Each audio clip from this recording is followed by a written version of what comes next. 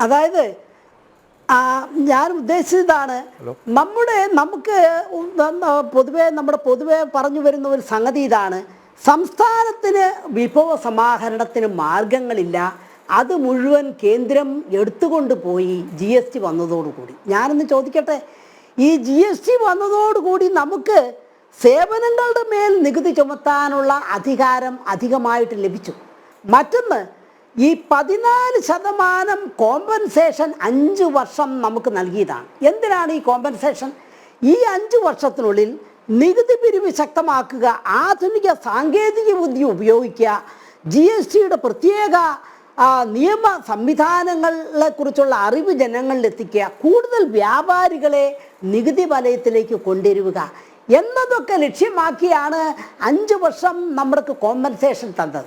എന്ന് പറഞ്ഞു കഴിഞ്ഞാൽ ഒരു അപകടമുണ്ടാകുന്ന ആൾക്ക് ഒരു ഊന്നുവടി കൊടുക്കുന്നത് പോലെയാണ്. ഇപ്പോൾ നമുക്കെന്താണ്, 5 വർഷം കഴിഞ്ഞപ്പോഴും ഊന്നുവടി വേണമെന്നാണ് നമ്മുടെ ധനകാര്യമന്ത്രി വരുന്നത്. നഷ്ടപരിഹാരം നീട്ടണം.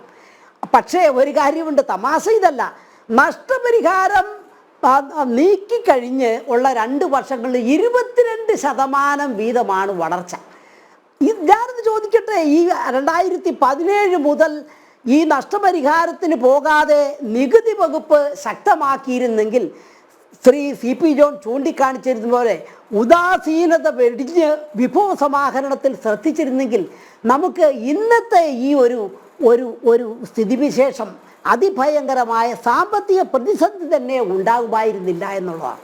അപ്പോൾ നമ്മുടെ ഈ വിഭവങ്ങൾ പൊതുജനങ്ങളിൽ നിന്ന് സമാഹരിക്കണം, അതിനു വേണ്ടിയിട്ടുള്ള സംവിധാനങ്ങൾ ഏർപ്പെടുത്തണം എന്ന ഒരു സമീപനത്തിന് പകരം ഒരു പ്രതിയെ കണ്ടെത്തുക, ആ പ്രതിയെ നിരന്തരമായി കുറ്റം പറഞ്ഞുകൊണ്ടിരിക്കുക, ഞങ്ങൾ യാതൊരുവിധ മാർഗവുമില്ലാതിരിക്കുകയാണ്, എല്ലാം കേന്ദ്രം കൊണ്ടുപോയി കടമെടുക്കാൻ കൂടുതൽ നമ്മുടെ പരിധി വർദ്ധിപ്പിച്ച് തരണം എന്നാണ് നമ്മുടെ ധനകാര്യ മന്ത്രിക്ക് പറയാനുള്ളത്. ഞാനൊന്ന് ചോദിക്കട്ടെ, ഈ കടമെടുപ്പും വിഭവ സമാഹരണവും തമ്മിൽ അടിസ്ഥാനപരമായ ഒരു വ്യത്യാസമുണ്ട്.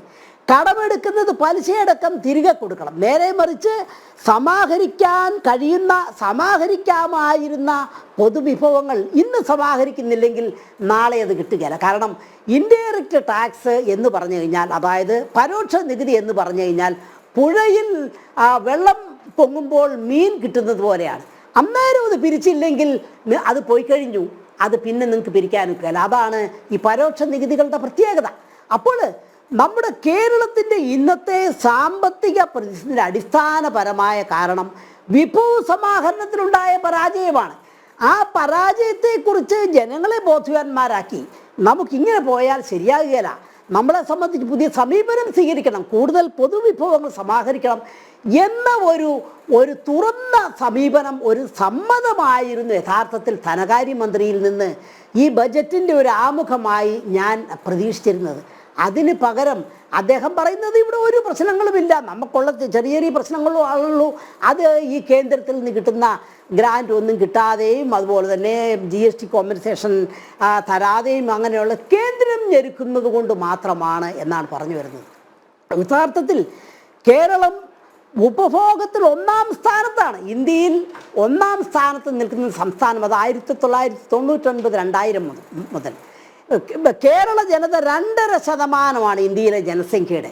ഈ കേരളീയരാണ് 8-നും 10-നും ഇടയിൽ ഇന്ത്യയിൽ ആകമാനം ഉൽപ്പാദിപ്പിക്കുന്ന ഭക്ഷ്യേതര ആഡംബര വസ്തുക്കൾ 8-നും 10-നും ഇടയിൽ ചെലവാകുന്നത് ഈ കേരളത്തിലാണ്. എത്ര 1000 കോടിയുടെ സ്വർണമാണ് കേരളത്തിൽ വ്യാപാരം ചെയ്യപ്പെടുന്നത്?